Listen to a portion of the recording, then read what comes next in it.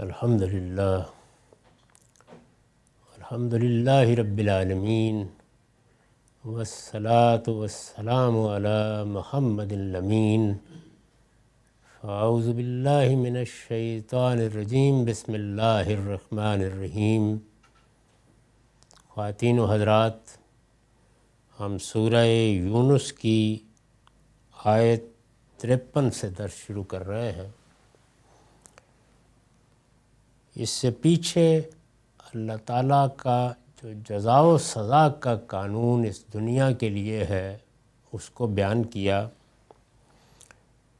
اور مخاطبین کو توجہ دلائی کہ تم لوگ کیوں اس کے لیے جلدی مچائے ہوئے ہو۔ اللہ تعالیٰ کی طرف سے یہ فیصلہ صادر ہو گیا تو اس وقت بتاؤ اس عذاب کو ٹالنے کے لیے کیا کرو گے۔ وہی مضمون ہے۔ ارشاد فرمایا ہے وَيَسْتَنبِئُونَكَ حَقٌّ هُوَ، وہ تم سے پوچھتے ہیں کیا یہ واقعی سچ ہے۔ یعنی جب یہ بات بتائی جاتی ہے، تنبیہ کی جاتی ہے، اس قانون کو واضح کیا جاتا ہے اور اس وضوح کے ساتھ ساری بات بیان کر دی جاتی ہے تو پھر بھی پوچھتے ہیں کیا حق ہوا، کیا یہ واقعی سچ ہے۔ اس پر میں نے لکھا ہے اس سوال میں، یعنی یہ جو ہے نا کیا یہ واقعی سچ ہے، اس سوال میں انکار و استہزاء کا وہ پہلو نمایاں ہو گیا ہے جو اوپر متى ھذا الوعد کے سوال میں ذرا مخفی تھا۔ اوپر بھی انہوں نے یہ سوال کیا تھا کہ یہ دھمکی کب پوری ہوگی، یہ وعید کب پوری ہوگی، یہ جو تم ہر دوسرے دن عذاب کی بات سناتے ہو یہ کیا بات ہے اور اس کا کون سا وقت ہے۔ تو وہاں الفاظ یہ تھے کہ متى ھذا الوعد، اسلوب ایسا تھا کہ اگرچہ وہ سوال بھی سوال کے لیے نہیں پوچھا گیا تھا، اس میں بھی انکار اور استہزاء ہی تھا۔ یعنی ہم جب کسی بات کو نہیں ماننا چاہتے تو بعض اوقات سوال کے انداز میں اس کا مذاق اڑاتے ہیں۔ وہاں یہ استہزاء، یہ انکار مخفی تھا، یہاں آ کے وہ بالکل نمایاں ہو گیا ہے۔ احق ہوا، کیا یہ واقعی سچ ہے۔ قل ای وربی انہ لحق، کہہ دو ہاں میرے پروردگار کی قسم یہ شدنی ہے، یعنی یہ ہو کر رہنا ہے، یہ واقعی حقیقت ہے، یہ حقیقت تمہاری آنکھوں کے سامنے آ جائے گی۔ وما انتم بمعجزین، اور تم خدا کو عاجز نہیں کر سکتے۔ یعنی یہ جو اللہ تعالیٰ کے مقابلے میں استکبار کا رویہ اختیار کیے ہوئے ہو تو وہ قیامت میں جب گرفت فرمائے گا تو کون ہے کہ جو اس دن اٹھنے سے انکار کر دے گا، اور اگر اس دنیا میں وہ اپنے رسولوں کے ذریعے سے اتمام حجت کے بعد سزا کا فیصلہ کرے گا تو کون ہے کہ جو بچ کے کہیں نکل جائے گا۔ تو ارشاد فرمایا کہ وما انتم بمعجزین، اور تم خدا کو عاجز نہیں کر سکتے۔ اس پر حاشیہ ہے یہ ان کی رعونت پر ضرب لگائی ہے، یعنی جو ایک خاص طرح کا تکبر ان کے لہجے میں تھا اور وہ یہ سمجھتے تھے کہ ہماری بادشاہی قائم ہے، صدیوں سے ہم یہاں بسے ہوئے ہیں، یہ جن چیزوں پر ہمیں متربع کیا جا رہا ہے، تم شرک کرتے ہو، تم قتل کرتے ہو، تم بچیوں کو زندہ گاڑ دیتے ہو، یہ کوئی نیا کام ہے جو ہم نے آج کیا ہے، اس سے پہلے بھی صدیوں سے یہی کرتے رہے ہیں، کس نے گرفت کیا ہم پر۔ تو اس مہلت نے جو رعونت پیدا کی ہوتی ہے قوموں میں، وہ رعونت باطن میں تو موجود ہوتی ہے، بے پرواہی، غفلت اور بے پرواہی سے آگے بڑھ کے خاص طرح کا استکبار، پیغمبروں کی دعوت اس کو سامنے لے آتی ہے۔ یعنی جب بار بار توجہ دلائی جاتی ہے تو باطن کے اندر چھپی ہوئی رعونت، باطن کے اندر چھپا ہوا استکبار، وہ پھر گفتگوؤں میں، باتوں میں، لب و لہجے میں سامنے آنا شروع ہو جاتا ہے۔ تو یہ ان کی رعونت پر ضرب لگائی ہے کہ اس وقت تو مذاق اڑا رہے ہو، لیکن جب حقیقت سامنے آ جائے گی تو خدا کے مقابلے میں بے بسی کے سوا تمہارے پاس کچھ بھی نہ ہوگا۔ یہی وہ چیز ہے جس کو واضح کرنے کے لیے پیغمبروں کی اور ان کی قوموں کی سرگزشتیں قرآن میں دلیل کے طور پر پیش کی گئی ہیں کہ اس سے پہلے کی تاریخ دیکھ لو، اور وہ تاریخ وہی ہے جس سے اہل عرب واقف تھے، وہ جانتے تھے۔ عاد، سمود، یہ عرب ہی کی اقوام ہے، ان سے وہ اچھی طرح واقف تھے اور انہیں معلوم تھا کہ ان قوموں کے ساتھ کیا ہوا۔ جس طرح سے ہمارے ہاں بعض واقعات، حوادث وہ ایک تاریخی مسلمہ کے طور پر بیان ہوتے ہیں، وہ ضرب المثل بن چکے ہوتے ہیں، ان کا حوالہ دیا جاتا ہے تو ہر آدمی اس کو جان لیتا ہے۔ تو ان کے ہاں بھی ان واقعات کی یہی حیثیت تھی۔ وہ تم سے پوچھتے ہیں کیا یہ واقعی سچ ہے؟ کہہ دو ہاں، میرے پروردگار کی قسم یہ شدنی ہے اور تم خدا کو عاجز نہیں کر سکتے۔ وَلَوْ أَنَّ لِكُلِّ نَفْسٍ ظَلَمَتْ مَا فِي الْأَرْضِ لَافْتَدَتْ بِهِ وَأَسَرُّوا النَّدَامَةَ لَمَّا رَأَوُا الْعَذَابَ وَقُضِيَ بَيْنَهُم بِالْقِسْطِ وَهُمْ لَا يُظْلَمُونَ۔ اس وقت یعنی جب جزا کا یا سزا کا موقع آ جائے گا، اس وقت ہر شخص کے پاس جس نے ظلم کا ارتکاب کیا ہے، اگر وہ سب کچھ ہو جو زمین میں ہے تو اپنے آپ کو بچانے کے لیے وہ اس کو فدیے میں دینا چاہے گا۔ یعنی اس وقت کی صورت یہ ہوگی کہ زمین و آسمان کی بادشاہی بھی اگر کسی کے پاس ہے تو وہ کہے گا کہ یہ لے لو اور مجھے اللہ کے اس عذاب سے بچا لو، اللہ کی اس گرفت سے بچا لو۔ وہ ایسی بے بسی کا وقت ہوگا۔ اس وقت ہر شخص کے پاس جس نے ظلم کا ارتکاب کیا ہے، اگر وہ سب کچھ ہو جو زمین میں ہے تو اپنے آپ کو بچانے کے لیے وہ اس کو فدیے میں دینا چاہے گا۔ اس وقت یہ دل ہی دل میں پچھتائیں گے۔ یعنی وہ صورت کیا ہوگی جب اللہ تعالیٰ کی طرف سے گرفت ہو جائے گی اور آنکھیں بھی دیکھ لیں گی، علم بھی یقین کے درجے میں ہوگا، جھٹلانا بھی ممکن نہیں ہوگا، پھر کیا کہیں گے؟ دل ہی دل میں پچھتائیں گے جب عذاب کو اپنی آنکھوں سے دیکھ لیں گے۔ عذاب کو اپنی آنکھوں سے دیکھ لیں گے تو گویا عین الیقین ہو جائے گا۔ یعنی اب تو بحث کی گنجائش بھی ختم ہو گئی، اب گریز و فرار کے راستے بھی بند ہو گئے۔ اب کیا کہیں گے؟ یہ نہ استہزاء کا موقع ہے، نہ اب مذاق اڑانے کی کوئی مہلت باقی رہی ہے، نہ اپنی طرف سے بات بنانے کے موقع باقی رہ گئے ہیں۔ اب سوائے اس کے کیا ہے کہ جو کچھ ہے بس دیکھیں اس کو اور چکھیں اس عذاب کا مزہ۔ تو فرمایا کہ جب عذاب کو اپنی آنکھوں سے دیکھ لیں گے اور ان کے درمیان انصاف کے ساتھ فیصلہ کر دیا جائے گا اور ان پر کوئی ظلم نہ ہوگا۔ الا ان للہ ما فی السماوات والارض الا ان وعد اللہ حق ولکن اکثرهم لا یعلمون۔ سنو، زمین اور آسمانوں میں جو کچھ ہے سب اللہ کا ہے۔ یعنی اس وقت ہے یہ سب چیزیں جو تم اپنی سمجھ کر بیٹھے ہو اور بڑا اپنا کارنامہ خیال کرتے ہو اور یہ کہتے ہو کہ ہمیں اگر دولت ملی ہے، اقتدار ملا ہے، خدم و حشم ملے ہیں تو یہ کوئی ہماری غیر معمولی کارکردگی کا صلہ ہے، یہ کچھ بھی نہیں ہے۔ زمین و آسمان کی ہر چیز اللہ ہی کی ہے اور وہ اس سب کو واپس لے لے گا۔ سن رکھو، اللہ کا وعدہ شدنی ہے، شدنی ہے، ہو کر رہنا ہے۔ یہ وعدہ دائیں بائیں نہیں ہوگا، یہ پورا ہو جائے گا۔ اللہ کی وعید ہے، یہ سامنے آ جائے گی، مگر افسوس کہ ان میں سے اکثر جانتے نہیں۔ یعنی ان کو اس کا احساس نہیں کہ یہ پیغمبر کتنی بڑی خیرخواہی کر رہے ہیں، جو لوگوں کو متنبع کر رہے ہیں کہ اپنے آپ کو وقت سے پہلے محفوظ کر لو، اپنے آپ کو بچا لو۔ یہ آخری درجے کی نصح و خیرخواہی ہے، آخری درجے میں لوگوں کے ساتھ محبت ہے، آخری درجے میں ان پر رافت اور رحمت ہے۔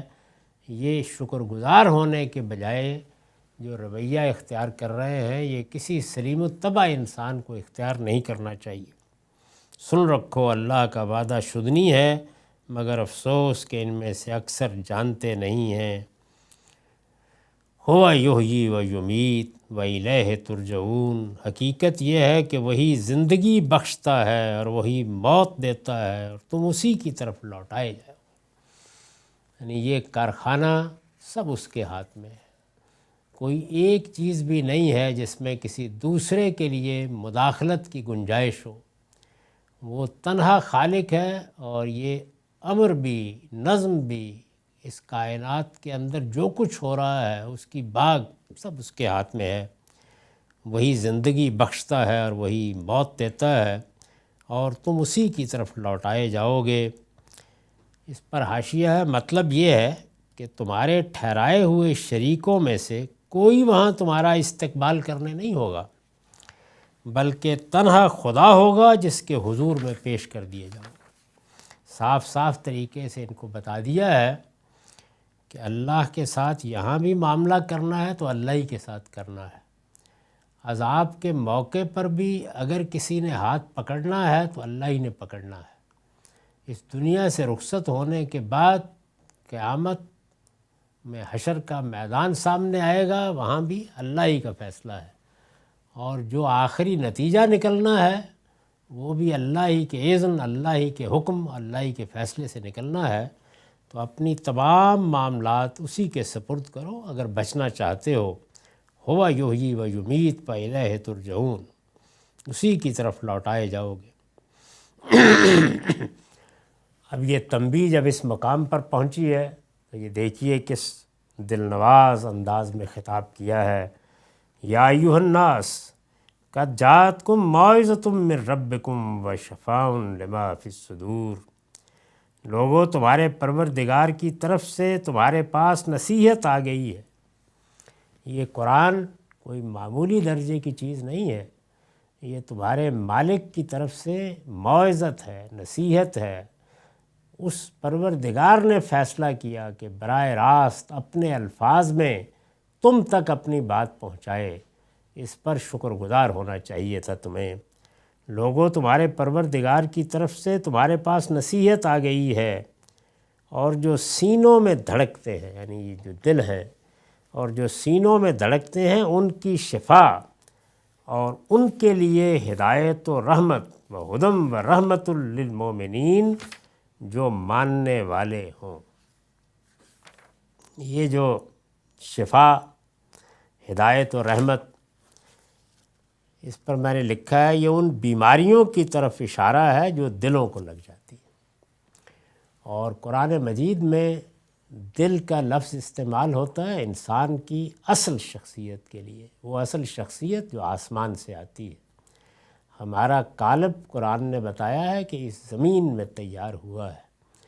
اس قالب کے لیے اس دنیا، اس مادی دنیا کی چیزیں استعمال کی گئی ہیں، یہ انہی سے وجود پذیر ہوا ہے اور اس کے مراحل ہیں، وہ اب بھی انہی مراحل سے گزر کر بنتا ہے۔ لیکن انسان کی وہ شخصیت جو ایک شعوری شخصیت ہے، جو اپنے آپ کو بھی جانتی ہے، اپنے شعور کو بھی جانتی ہے، اور جس کو اللہ تعالیٰ نے یہ شرف بخشا ہے کہ اس پر اپنی صفات کا پرتو ڈال دیا ہے، یہ آسمان سے آئی ہے، اور یہ شخصیت تمہارے اندر رکھتی جاتی ہے، اس کا مرکز تمہارا دل ہے۔ یہ ان بیماریوں کی طرف اشارہ ہے جو دلوں کو لگ جاتی ہیں اور انسان کو تمام انسانی اوصاف سے محروم کر کے حیوانات کے درجے تک گرا دیتی ہیں۔ انسان کے وجود کی اصلی کشمکش ہے یہ، جس کو قرآن نے بیان کیا ہے کہ اس کا قالب بالکل حیوانی ہے، جیسے کہ کسی بھیڑ بکری کا قالب ہے، اس میں کوئی فرق نہیں ہے، ویسے ہی ہے۔ یعنی شکل صورت بھی ظاہر ہے کہ انسان کو بہت غیر معمولی دی گئی ہے، لیکن کسی جانور کا معاملہ بھی یہ نہیں ہے کہ اس کو کوئی کمتر شکل و صورت دی گئی ہے۔ اس کے لحاظ سے وہ اللہ کا کمال ہے اور اس کا فن ہے، جس کا نمونہ ہے، غیر معمولی نمونہ۔ تو اس لیے قالب کے لحاظ سے تو ہم سب حیوانات ہی ہیں، کوئی فرق نہیں ہے۔ حیوانات کے درجے میں آدمی گر گیا ہے تو مطلب کیا ہے کہ اب وہ جبلتوں کا غلام ہے، کھائے گا، پیے گا، جنسی ضرورتیں پوری کرے گا اور بس اپنی حفاظت کرے گا، اپنے بچے پالے گا، چلا جائے گا۔ یہ حیوانی تقاضے ہیں۔ انسان جن چیزوں سے بنتا ہے وہ اس کا عقلی وجود ہے، اس کی اخلاقی شخصیت ہے، اس کی حصے جمالیات ہے، اور ان چیزوں کا پھر ایک برتر شعور ہے جس سے وہ محسوس کو دیکھ کر نامحسوس کو دریافت کرتا ہے، اصل کو دیکھ کر فروع تک پہنچ جاتا ہے، اس کا سارا علم اس کی اسی صلاحیت کا ظہور ہے۔ یہ انسان ہے جس کو کچھ، یہ انسان یعنی وہ انسان جو اس کی اصل شخصیت ہے، جس کو کچھ بیماریاں لگ جاتی ہیں، جیسے جسم کو بیماریاں لگتی ہیں، جسم کی بیماریوں کے لیے ہم نے طب کا علم وجود پذیر کیا ہے، تحقیق بھی کرتے ہیں، علاج بھی کرتے ہیں۔ وہ بیماریاں جو انسان کی شخصیت کو لگتی ہیں، وہ وہی بیماریاں ہیں جن کو اخلاقیات کے ماہرین بیان کرتے ہیں، یعنی یہ حسد ہے، یہ کینہ ہے، یہ بغض ہے، یہ تکبر ہے، یہ اناد ہے، یہ ضد ہے، یہ ہے وہ بیماریاں۔ یہ بیماریاں کسی درجے میں بھی اگر انسان کو لگ جائیں تو یہ بڑی خطرناک بیماریاں ہیں، یہ جسمانی بیماریوں سے کہیں زیادہ خطرناک ہیں۔ جسمانی بیماریوں کے اثرات کو تو ہم دیکھ لیتے ہیں، ان سے بعض اوقات آنکھیں بند کر لیتے ہیں۔ تو یہ جو فرمایا ہے کہ قرآن شفا ہے، دلوں کے لیے شفا ہے، اس کے لیے شفا ہے جو سینے میں دھڑکتا ہے۔ تو اس کا مطلب کیا ہے؟ اس کا مطلب یہ ہے کہ یہ ہماری اس شخصیت کی اصلاح کرتا ہے، ہماری اصل شخصیت کو پاکیزہ بناتا ہے، اس کو جو بیماریاں لگ جاتی ہیں ان کو دور کرتا ہے۔ تو اس پہلو سے قرآن شفا ہے۔ اور یہ دوسری بات جو بیان کی کہ یہ ہدایت ہے اور رحمت ہے، یعنی دنیا میں ہدایت اور آخرت پہ خدا کی رحمت و عنایت جو اس کے ماننے والوں کو لازماً حاصل ہو جائے گی۔ ہدایت کی یہاں ضرورت ہے کہ انسان صحیح راستے کو پالے، صراط مستقیم کو دریافت کر لے، اس پر چلنے کا حوصلہ پیدا ہو جائے، اس میں جو آگے کہیں کوئی پگڈنڈی آتی ہے، موڑ آتا ہے، وہاں غلطی نہ کھائے، یہ ہدایت ہے۔ اور یہ ہدایت اللہ کے پیغمبر لے کے آتے ہیں۔ یہ ہدایت عالمگیر صداقتوں پر مبنی ہے، اس میں تمام پیغمبر ایک ہی بات کہتے رہے، وہ ایک ہی حکمت ہے، ایک ہی اصول ہیں جن کی دعوت دیتے ہیں، یعنی توحید کی دعوت، آخرت میں اللہ تعالیٰ کے ساتھ ملاقات کی منادی، آخرت میں ایمان اور عمل کی بنیاد پر پرسش، یہ پیغمبروں کی دعوت ہے، وہ یہی دعوت دیتے ہیں۔ اور جو وہ ہدایت دیتے ہیں اس کا ہدف اور مقصد بھی ہمیشہ ایک ہی رہا ہے، یہ کہ انسان اپنی زندگی کے ہر پہلو کو پاکیزہ رکھے، انفرادی زندگی میں پاکیزگی، اجتماعی زندگی میں پاکیزگی، گھر میں پاکیزگی، باہر پاکیزگی، محلے میں پاکیزگی، پاس پڑوس میں پاکیزگی، قومی سطح پر سیاست، معیشت، معاشرت، جس کی ذمہ داری بھی دی جائے اس میں پاکیزگی، یعنی انسان اخلاقی لحاظ سے معاشرے کو ایسے صاف رکھے کہ اس میں ادنیٰ درجے میں کوئی داغ نظر نہ آئے، یہ ہدف ہونا چاہیے۔ کمزوریاں ہوں گی، کوتاہیاں ہوں گی، غلطیاں بھی ہوں گی، داغ بھی لگیں گے، لیکن میرا آپ کا ہدف یہی ہونا چاہیے کہ ہم اپنی انفرادی اور اجتماعی زندگی کو پاکیزہ بنائیں۔ یہ اصل دین ہے، یعنی اللہ کے پیغمبروں کی ہدایت کا ہدف یہی چیز ہے۔ وہ اور کسی چیز کو اہمیت نہیں دیتے، اس کو سامنے رکھ کر بعض اوقات جنگ بھی کرنی پڑ جاتی ہے، لیکن یہ ہدف، یہ مقصد ہے جو دین کے تمام احکام میں ہر جگہ پیش نظر ہے۔ چنانچہ جب ہم ان صورتوں پر دین کا کوئی حکم اطلاق کر کے دکھاتے ہیں جو صراحتاً بیان نہیں ہوئی، جس کو ہم فقہ کہتے ہیں، تو وہاں پر بھی سب سے پہلی چیز جو سامنے رہنی چاہیے وہ یہ مقصد ہے، یعنی اس مقصد سے کوئی انحراف نہ ہو۔ جب آپ دین کی بات بتائیں، دین کا حکم بتائیں، دین میں کوئی استثناء بیان کریں، کسی رخصت کا ذکر کریں، تو جو چیز ہدف کے طور پر پیش نظر ہو، علماء کو بھی رکھنی چاہیے، دین کے خدام کو بھی، وہ یہ ہے کہ یہ مقصد دائیں بائیں نہ ہو جائے۔ تزکیہ، پاکیزگی، دلوں کو صاف کرنا ہے، ہر آلودگی سے صاف کرنا ہے، تو اسی کو یہاں ہدایت سے تعبیر کیا ہے۔ یہ ہدایت ہے جس کے ذریعے سے یہ پاکیزگی حاصل ہوتی ہے، اور اس کا حاصل کیا ہے؟ اس کا حاصل ہے آخرت میں خدا کی رحمت و عنایت۔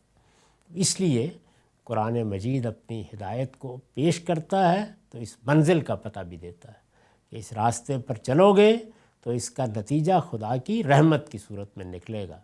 اور ہم سب عاجز بندے جن کو امتحان میں ڈالا گیا ہے، یہ حقیقت ہے کہ وہ اللہ کی رحمت ہی کے لیے ہر وقت کوشاں ہوتے ہیں۔ یہ اس کی رحمت ہی ہے کہ جو سایہ کرے گی، یہ رحمت ہی ہے کہ جو ہماری جد و جہد کو کامران کرے گی، یہ رحمت ہی ہے کہ جس سے عفو و درگزر کی بنیاد پر ہم اللہ کی جنت میں داخل ہو سکتے ہیں۔ تو رحمت ہی کی توقع کرنی چاہیے۔ ارشاد فرمایا کہ قل بفضل اللہ وبرحمتہ فبذالک فلیفرحوا ھو خیر مما یجمعون۔ انہیں بتاؤ اے پیغمبر، یہ اللہ کے فضل اور اس کی رحمت سے آئی ہے۔ یعنی کیا چیز آئی ہے؟ اللہ کی نصیحت۔ یہ پیچھے بیان ہوا نا کہ موعظۃ من ربکم، یہ جو دلوں کے لیے شفا بن کے چیز آئی ہے، یہ جو ہدایت ہے، یہ اللہ کا فضل ہے، یہ اللہ کے فضل اور اس کی رحمت سے آئی ہے۔ اس میں عربیت کا ایک پہلو بھی ہے، اس پر میں نے لکھا ہے، اس جملے میں فعل محذوف ہے، یعنی قل بفضل اللہ و برحمتہ جا، ہم نے ترجمے میں اسے کھول دیا ہے۔ تو قرآن مجید کی زبان کے بعض پہلو ہیں، طالب علموں کو ضرور ان پر توجہ کرنی چاہیے۔ یہ اللہ کے فضل اور اس کی رحمت سے آئی ہے۔ اب کیا فرمایا؟ فلیفرحوا، سو چاہیے کہ اس پر وہ خوشی منائیں، یعنی یہ تو رد کر رہے ہیں، اٹھا کے پھینک رہے ہیں، استہزاء کا نشانہ بنائے ہوئے ہیں۔ اگر یہ فی الواقع سلیم الطبع ہوتے، حقیقت کو سمجھنے والے ہوتے، تو ان کے ہاں تو جشن کا سماں ہونا چاہیے تھا کہ اللہ نے اپنی آخری ہدایت کے لیے ان کو منتخب کر لیا ہے۔ اللہ تعالیٰ نے ان کے اندر اپنا آخری پیغمبر بھیج دیا ہے۔ یعنی اس وقت ذرا پیچھے مڑ کے دیکھیے کہ وہ تاریخ، وہ واقعات، ایک ایک فرد جو اس میں شریک ہوا، وہ کس طرح ہمارے لیے منبع الہام ہے۔ اسی سے ہم سب انسپریشن حاصل کرتے ہیں، اسی کے واقعات ہیں جن سے استدلال کرتے ہیں۔ تو وہ دور، وہ اگر کوئی 25-30 سال کا دور ہے تو وہ پوری انسانیت کے لیے منبع نور بن گیا ہے۔ لیکن جن لوگوں کے لیے وہ سب کچھ ہوا، جو اس کے براہ راست مخاطبین تھے، ان کو کیا کرنا چاہیے تھا اس وقت؟ انہوں نے اس کو استہزاء کا نشانہ بنایا۔ وہ اس وقت اس کی قدر کرنے کے لیے تیار نہیں ہوئے، انہوں نے آگے بڑھ کے استقبال نہیں کیا۔ تو یہاں یہ فرمایا کہ ہونا تو یہ چاہیے تھا کہ یہ لوگ اس پر خوشی مناتے، یہ اس سے بہتر ہے، ھو خیر مما یجمعون، جو کچھ وہ جمع کر رہے ہیں۔ اس پر حاشیہ ہے، اس سلسلہ کلام کی ابتدا آیت 37 میں منکرین کے اس خیال کی تردید سے ہوئی تھی کہ قرآن کو یہ پیغمبر خود گھڑ کر لے آئے۔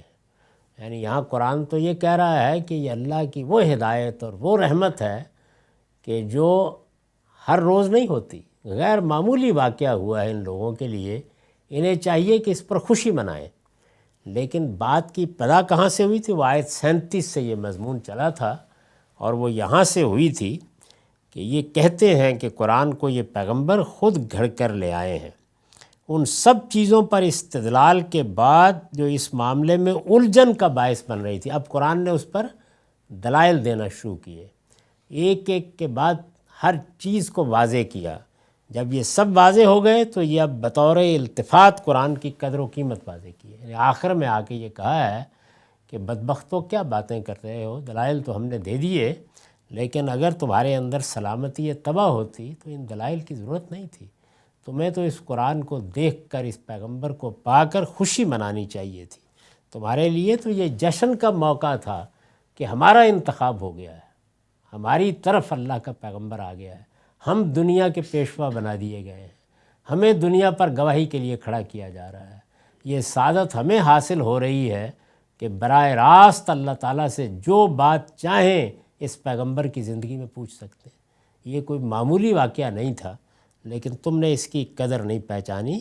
یہ جو تم دنیا کے زخارف جمع کر رہے ہو، کوئی دولت جمع کر رہا ہے، کسی کو اقتدار کی پڑی ہوئی ہے، اور معلوم نہیں کیا کیا چیزیں ہیں جن میں ہلکان ہو رہے ہو، خیر مما یجمعون، اگر غور کرو تو ان سب چیزوں سے یہ کہیں بہتر ہے۔ یہ اللہ کی کتاب، یہ ہدایت، یہ رحمت، تمہارے شہر میں اس کا آ جانا، تمہاری بستی میں اس کا آ جانا، تمہارے درمیان پیغمبر کا ہونا، تم جب چاہو دروازے پر دستک دو اور جب چاہو کچھ پوچھ لو، تم نے اس کی قدر نہیں پہچانی، ورنہ یہ دنیا کی ان سب چیزوں سے جن کے لیے صبح و شام سرگرداں ہو کہیں بہتر، بہت بڑی چیز ہے جو تمہیں میسر آئی۔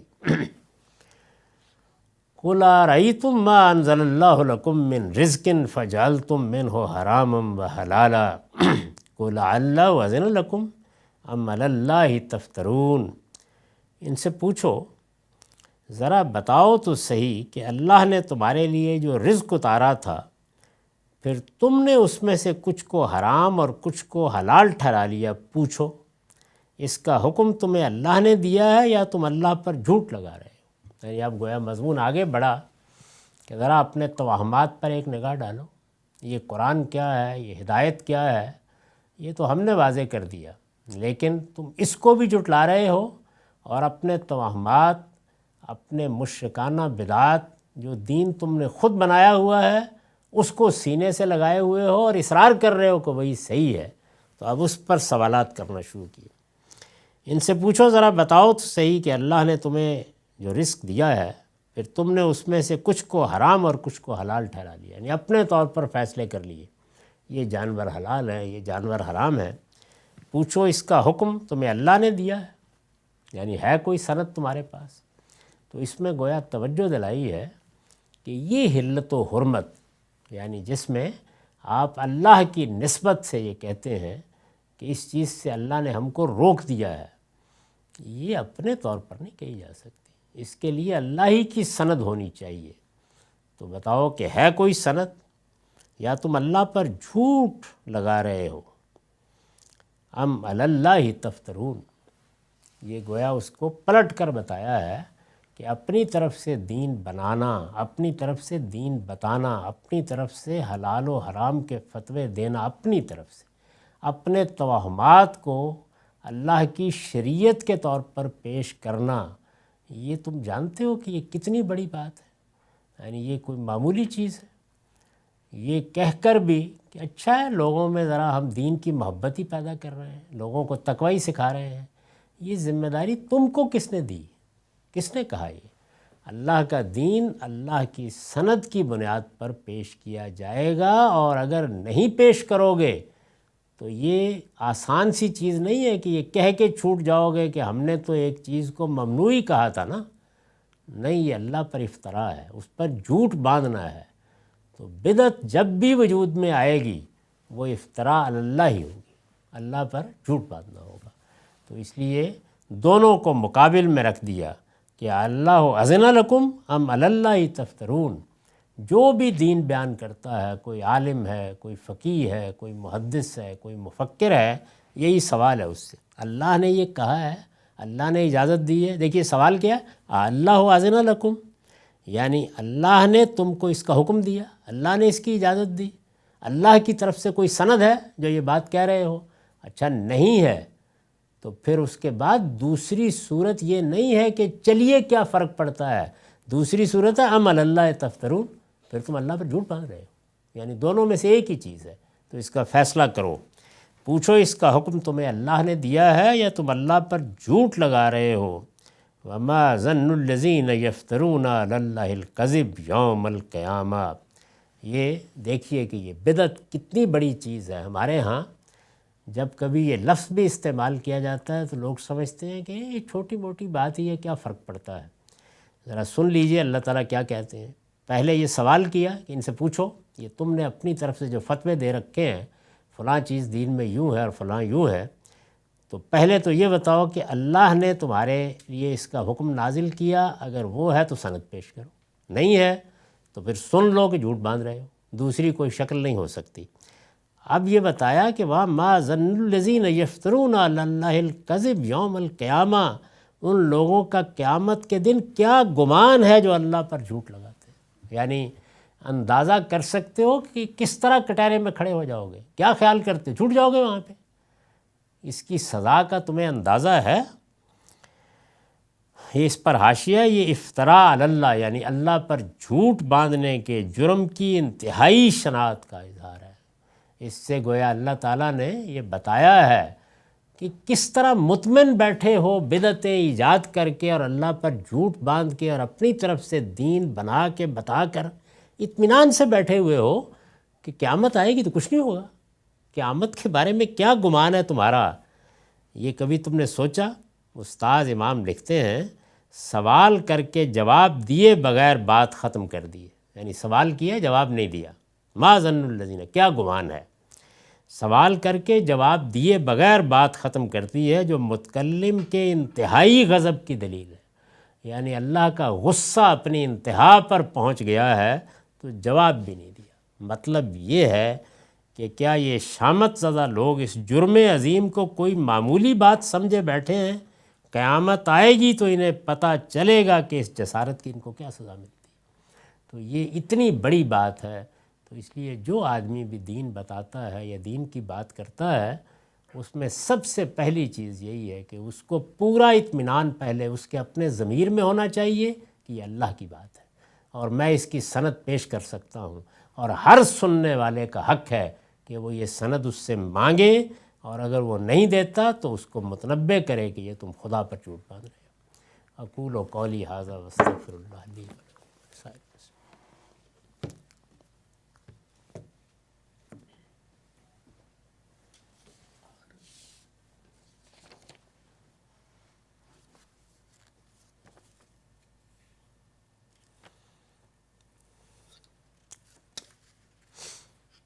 بسم اللہ الرحمن الرحیم.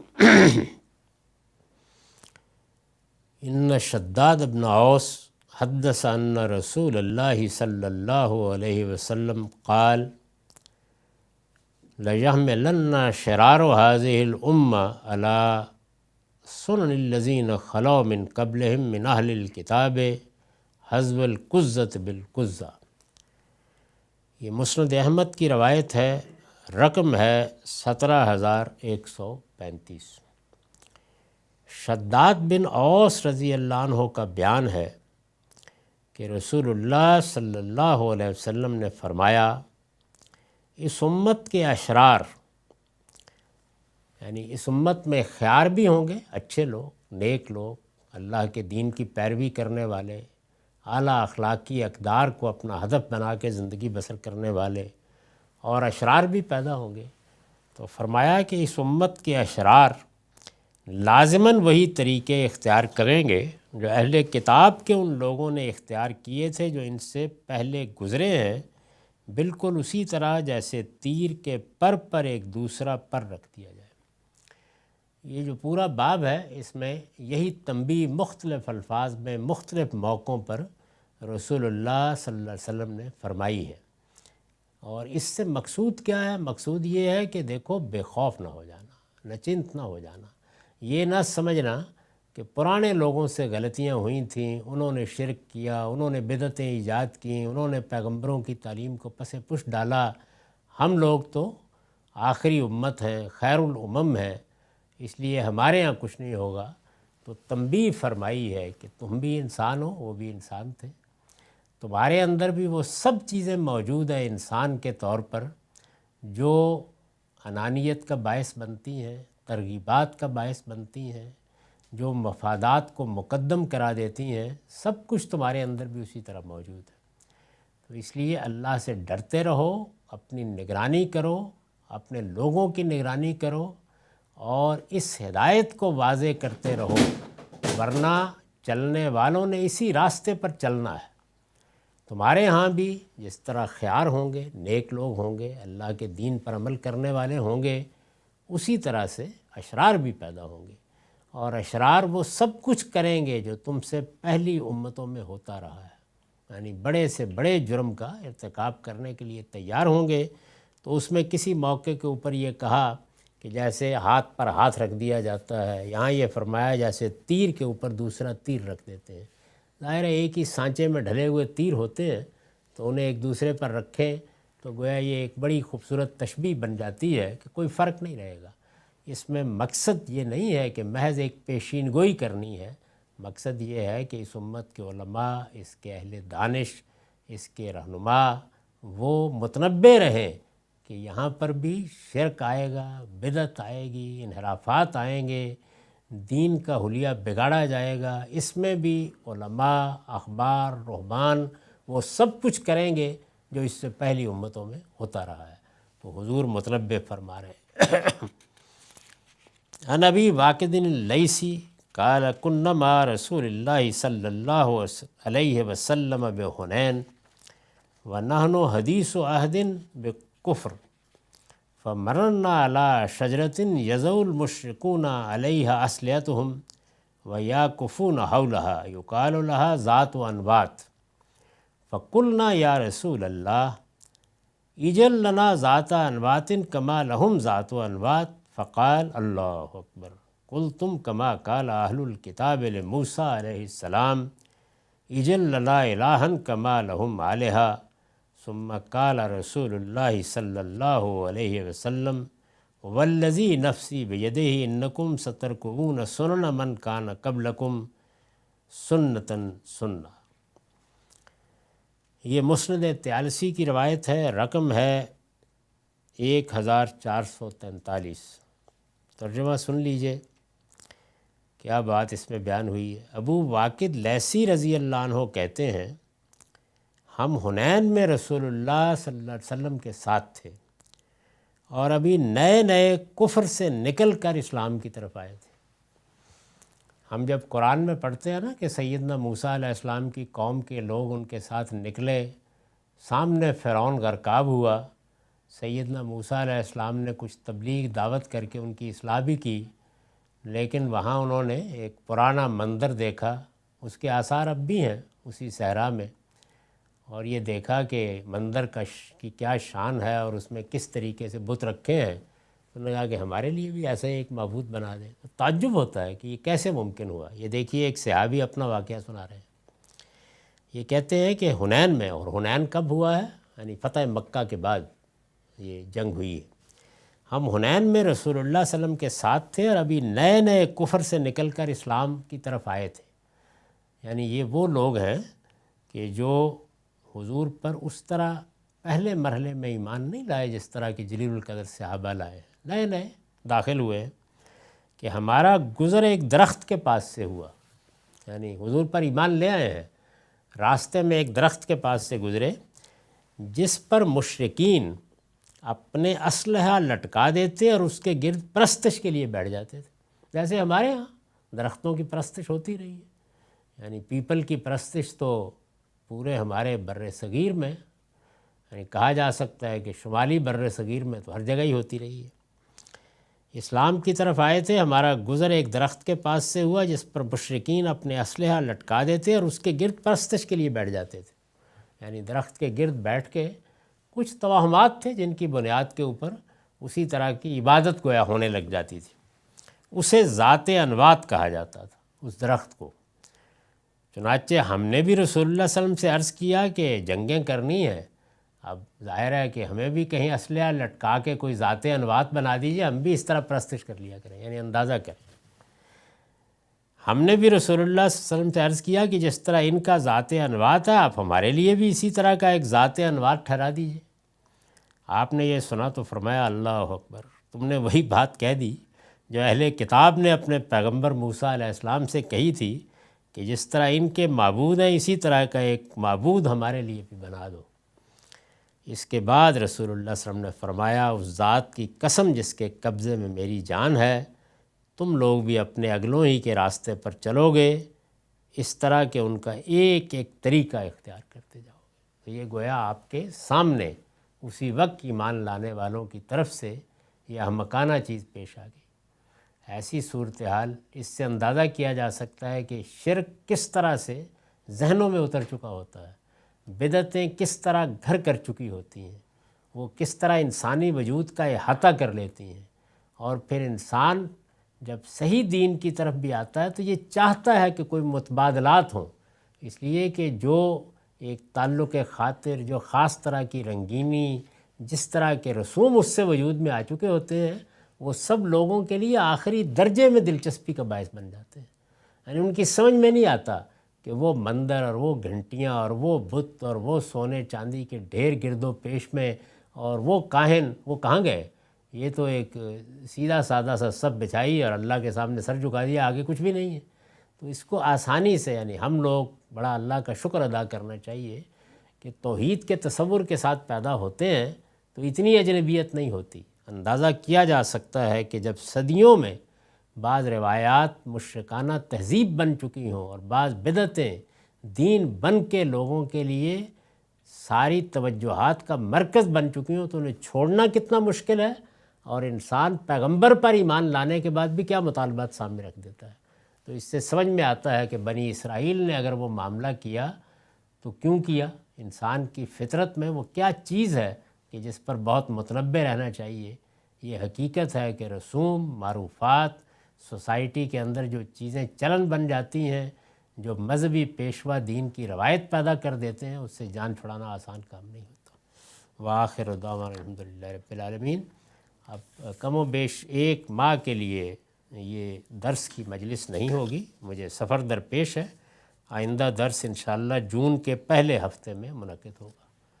10 منٹ کا وقفہ ہے، اس کے بعد سوالوں کی نشست۔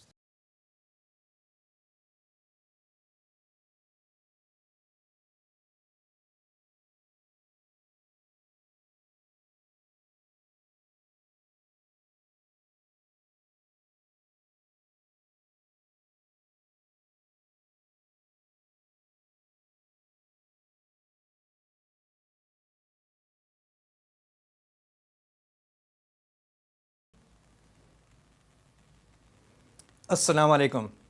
ایز کاملی لائف کے ساتھ فیصل ہارون ایک بار پھر آپ کی خدمت میں حاضر ہے، اور میرے ساتھ یہاں موجود ہیں جناب جاوید احمد غامری صاحب۔ جیسا کہ آپ جانتے ہیں، ایز کاملی لائف کی اس نشست کا مقصد یہ ہوتا ہے کہ ہم آپ لوگوں کو ایک موقع فراہم کر سکیں کہ آپ ہماری ایپ ایز کاملی میں رجسٹر کرنے کے بعد اس ایونٹ میں شرکت کر کے غامری صاحب سے براہ راست اپنے سوال پوچھ سکیں۔ آغاز سے پہلے چند اہم باتیں۔ سب سے پہلی بات یہ کہ آپ کا جو نام ایز کاملی کی پروفائل میں ڈسپلے ہوتا ہے وہی نام زوم میں بھی ڈسپلے ہو رہا ہو۔ زوم میں اگر آپ اپنا نام تبدیل کرنا چاہتے ہیں تو اس کے بعد رائٹ کلک کر کے اس کو ری نیم کر سکتے ہیں۔ باری آنے پر آپ کے پاس اباؤٹ 30 سیکنڈ ہوں گے اپنا سوال پوچھنے کے لیے، اور میری آپ سے گزارش ہوگی کہ برائے مہربانی صرف ایک سوال پوچھے گا۔ اسی کے ساتھ اللہ تعالیٰ کے نام سے اس ایونٹ کا باقاعدہ آغاز کرتے ہیں۔ بسم اللہ الرحمن الرحیم۔ السلام علیکم غامدی صاحب۔ وعلیکم السلام۔ سر، قرآن مجید میں اللہ تعالیٰ ہمیں انسانوں کی کچھ وہ خصوصیات، وہ خصائص بتاتے ہیں جن سے اللہ تعالیٰ بڑی محبت کرتے ہیں۔ ان میں سے ایک بڑی چیز احسان ہے۔ اللہ تعالیٰ فرماتے ہیں کہ وہ محسنین سے بڑی محبت کرتے ہیں، اور ہم یہ بات جانتے ہیں کہ یہ کوئی ایسی چیز نہیں کہ جس کے اوپر ہم نے عمل کر لیا تو ہمیں اس کا کچھ اجر مل جائے گا، بلکہ یہ ہمارے دین کا ایک بنیادی تقاضا ہے، مجھ سے، آپ سے، ساری دنیا کے مسلمانوں سے۔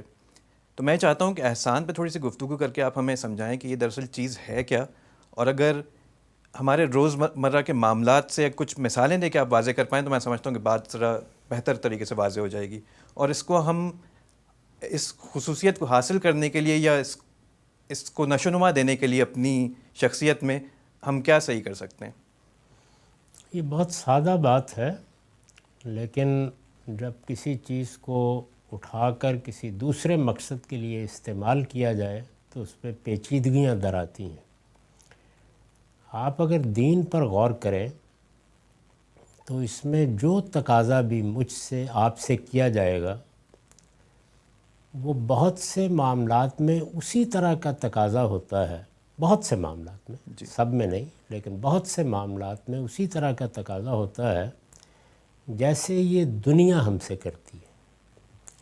مثلا میری ماں مجھ سے بعض تقاضے کرتی ہے، جی، باپ کرتا ہے، بیوی اپنے حقوق کے ذیل میں کرتی ہے، پاس پڑوس کے لوگ بھی بعض تقاضے کرتے ہیں۔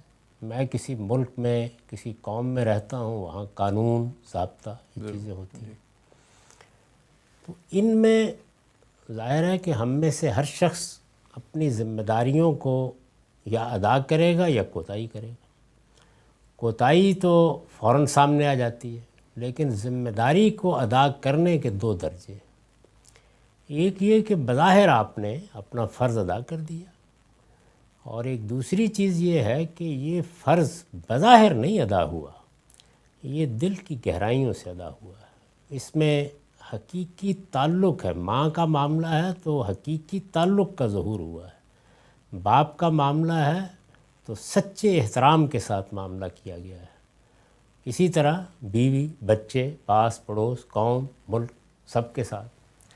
تو یہ جو آپ کے باطن کے اندر کسی چیز کو کرنے کی آمادگی ہے، اس شخص یا اس قانون یا اس ضابطے یا اس معاملے کے ساتھ ایک سچا تعلق ہے کہ یہ چیز میرے لیے ہے اور مجھے یہ ہر حال میں اعلیٰ سے اعلیٰ اصول پر اور عمدہ سے عمدہ طریقے سے انجام دینی ہے.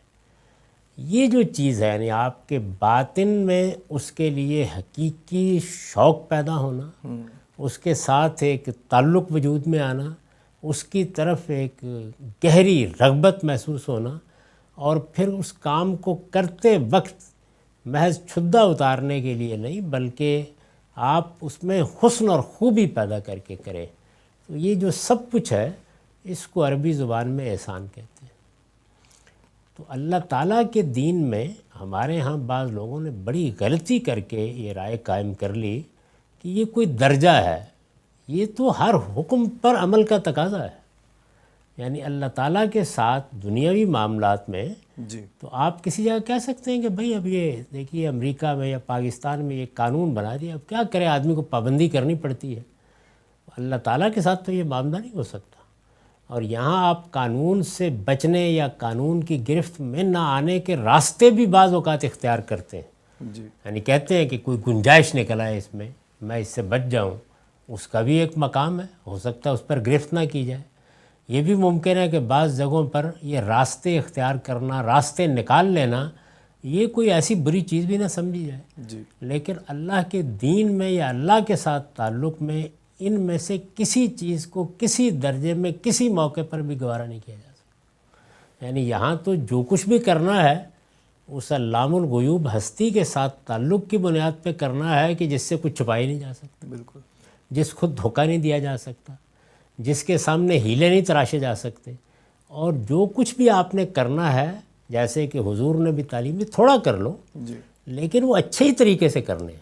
یعنی چھدہ اتارنے کے لیے نہیں کرنا. اللہ کی راہ میں انفاق کرنا ہے، کوئی 2 رکعت نماز پڑھنے کی توفیق ہے، کوئی اور نیکی اور خیر کا کام ہے. تو یہ چیز ہے کہ جس کو قرآن مجید نے کہا کہ بلا من اسلم وجہہ للہ وہو محسن. یعنی پہلی چیز تو یہ ہے کہ آپ نے اپنے وجود کو اپنے رب کے سپرد کر دیا، اپنا رخ بالکل سیدھا کر لیا. اسی لیے سیدنا ابراہیم کی یہ صفت بیان کی گئی ہے کہ وہ مسلم حنیف تھے، یکسو مسلمان. اور دوسری چیز کہ وہ ہوا محسن، یعنی آپ کا رویہ خوبی کے ساتھ اس کام کو انجام دینے کا ہے. تو نماز پڑھنی ہے، روزہ رکھنا ہے، انفاق کرنا ہے، کسی کی مدد کرنی ہے، جو بھی اللہ تعالیٰ کی ہدایات ہیں، اللہ کے حکم پر ماں باپ کے حقوق ادا کرنے ہیں، بیوی کے حقوق ادا کرنے ہیں، تو اس کو اللہ کے سامنے جواب دہ سمجھ کر ادا کرنا. اور یہ خیال کرنا کہ میرا رب، اس سے کوئی چیز چھپی ہوئی نہیں، وہ ہر وقت مجھ کو دیکھ رہا ہے، میں اس کی نگرانی میں ہوں. جی اس لیے جب وہ حدیث جبریل میں جبریل امین نے سوال کیا ہے کہ یہ جو اللہ تعالیٰ قرآن میں کہتے ہیں کہ وہ ہوا محسن، اور یہ کہتے ہیں کہ ان اللہ یحب المحسنین، کہ اللہ تعالیٰ تو انہی کو پسند کرتا ہے، انہی کو محبوب رکھتا ہے جو احسان کا رویہ اختیار کرنے والے ہوں. تو یہ احسان کیا ہے؟ یہ اردو والا احسان نہیں ہے، یہ عربی کا احسان ہے. تو پوچھا انہوں نے، حضور نے کتنا اچھا جواب دیا. آپ نے کہا کہ تم اس دنیا میں کیا کرتے ہو؟ جو کچھ بھی دین ہے وہ خدا کی بندگی ہے. ہر حکم جس پر عمل کرتے ہو بندے کی حیثیت سے کرتے ہو. تو اللہ تعالیٰ کے دین پر عمل کرنے میں یا اس کی بندگی کے تقاضے پورے کرنے میں یہ احساس رہے کہ تم خدا کو دیکھ رہے ہو. اس لیے کہ اس سے کیا فرق پڑتا ہے کہ تم نہیں دیکھ رہے، وہ تو تمہیں دیکھ رہا ہے. تو یہ پوری بات یہ حضور نے بیان فرمائی اور بہت سادہ تعبیر سے یہ بتا دیا کہ اس کی حقیقت کیا ہے. اس لیے نہ احسان کوئی درجہ ہے، نہ یہ کوئی وہ چیز ہے کہ جس کو طریقت کے منازل طے کر کے حاصل کرنا ہے. یہ دین کے ہر حکم پر عمل کرنے کی لازمی شرط ہے. یہ مطلب ہے. بہت شکریہ سر، بڑی خوبصورتی سے آپ نے بات کو واضح کر دیا. ہم سوالات کی جانب بڑھتے ہیں. سب سے پہلا سوال ہم لیتے ہیں عافیہ خان صاحبہ سے. عافیہ، آپ اپنا مائکروفون انمیوٹ کر کے سوال پوچھ لیجئے. السلام علیکم ورحمۃ اللہ. وعلیکم وعلیکم السلام. یہ آل عمران کی جیسے 18th اینڈ 19th آیا ہے کہ اللہ تعالیٰ قائم بالقسط ہے اور ساتھ وہ عزیز اور حکیم ہے. اب اس کا یہی ہے نا کہ اس کا ہر فیصلہ حکمت پر ہے، اور وہ اس کے آگے اللہ نے کہہ دیا کہ جی وہ ہمارے سے اسلام بھی چاہتا ہے، یعنی کمپلیٹ سبمیشن چاہتا ہے. اب اس دنیا میں جو ناانصافیاں ہو رہی ہیں اس کے خلاف آواز اٹھانا یا یہ اس میں آ جائے گا کہ ہم اللہ کے انصاف کو چیلنج کر رہے ہیں، اور کیا یہ ہمارا عقیدہ ہونا چاہیے کہ کچھ بھی نہ کیا جائے کیونکہ یہ اللہ کی حکمت کی وجہ سے ہے؟ جزاک اللہ. نہیں، یہ اس آیت کا ہرگز مطلب نہیں ہے. اس میں تو یہ بیان کیا گیا ہے کہ اس کائنات کا پروردگار کوئی عام بادشاہوں کی طرح نہیں ہے کہ جو جی میں آیا کر دیا. یہ بتایا گیا ہے کہ جس طرح اس کی دوسری صفات ہیں اسی طرح اس کی ایک بہت اہم صفت یہ ہے کہ وہ قائم بالقسط رہتا ہے، یعنی ہمیشہ انصاف پر قائم رہتا ہے. اس کے ہاں کوئی چیز بھی انصاف سے ہٹ کر نہیں ہوتی. وہ اپنے بندوں کے بارے میں کوئی فیصلہ کرے گا، فرشتوں کے بارے میں کرے گا، اپنی کائنات کے بارے میں کرے گا، تو اس میں بلکہ یہ کہا گیا ہے کہ فرشتے بھی اسی بات کی گواہی دیتے ہیں، اور اس دنیا میں جو اللہ کے پیغمبر آئے ہیں ان سب نے بھی یہی بتایا ہے کہ اللہ قائم بالقسط ہے.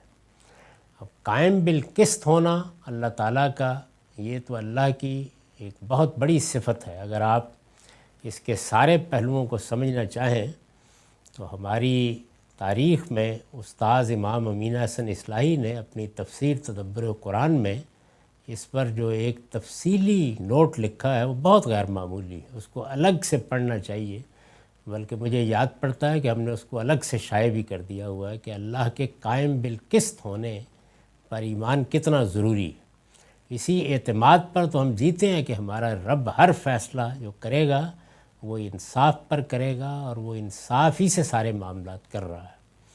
یہ اللہ کے بارے میں میرا آپ کا ایمان ہونا چاہیے.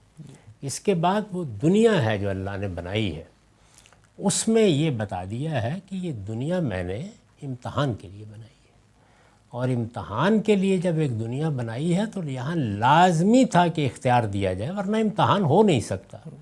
اس اختیار کو اللہ نہیں، میں آپ ہم غلط استعمال کرتے ہیں. یعنی اس دنیا میں جب کوئی ظلم ہوتا ہے، عدوان ہوتا ہے، استحصال ہوتا ہے، میں کسی پر زیادتی کرتا ہوں، آپ کسی پر زیادتی کرتے ہیں، تو یہ اللہ نے جو اختیار دیا ہے اور اس اختیار کو استعمال کرنے کی مہلت دی ہے، یہ شر اس کے نتیجے میں وجود میں آتا ہے.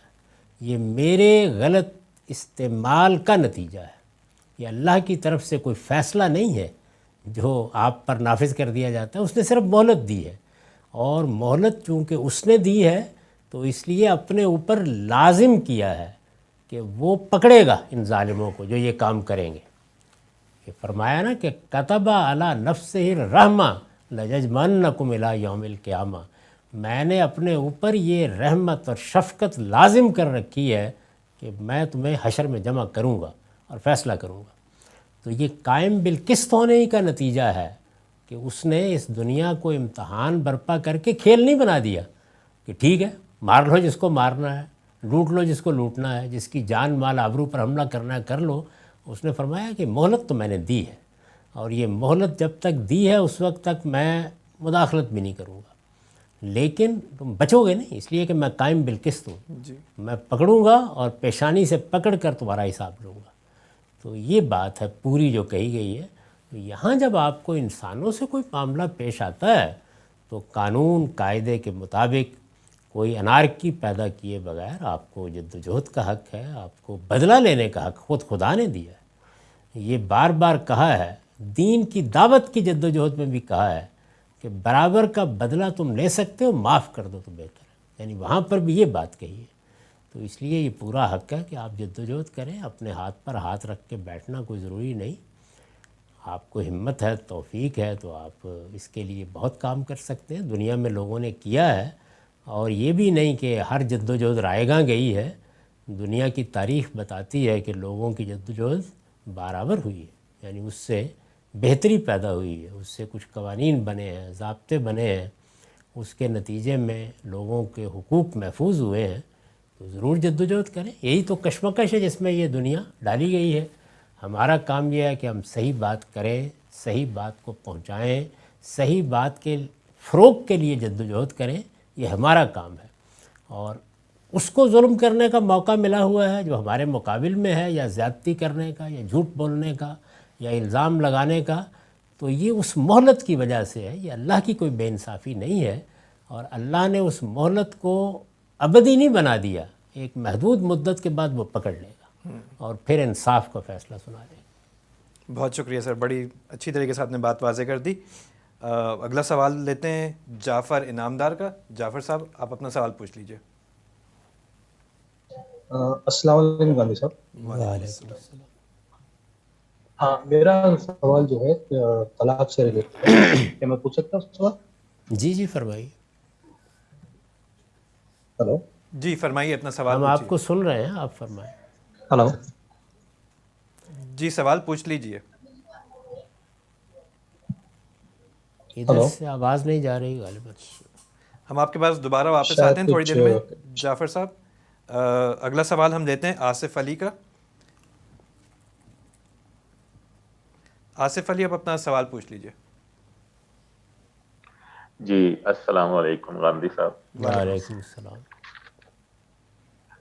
میرا سوال میرا سوال یہ تھا کہ یہ جو قرآن مجید میں جو قطعی رحمی کرنے والوں کے ساتھ بڑی سخت ان کو ایک خبر دی گئی ہے کہ وہ جنت میں بالکل نہیں جا سکیں گے، تو جیسے ہمارے ماحول میں، خاص طور پر پاکستان میں یا بر صغیر کے ماحول میں، جب رحمی جو رشتے ہیں، جب آپس میں ان کے تعلقات ہیں، وہ بعض اوقات انتہائی خراب ہو جاتے ہیں کسی وجہ سے، وہ کسی رشتہ داری کی وجہ سے یا کسی اور وجہ سے، آپس میں کوئی زمین جائیداد کے جھگڑے میں یا کسی چکر میں، تو ہمیں قطع رحمی کس طرح ہم اس کو ڈیفائن کریں گے یا اس کو اپلائی کریں گے کہ وہ کون لوگ ہوں گے جو بیسیکلی اس دائرے میں آ سکتے ہیں کہ جو وہ قطع رحمی اور وہ جنت میں بالکل بھی نہیں جا سکیں گے؟ کچھ مثالوں سے اگر آپ یہ بتا سکیں تو۔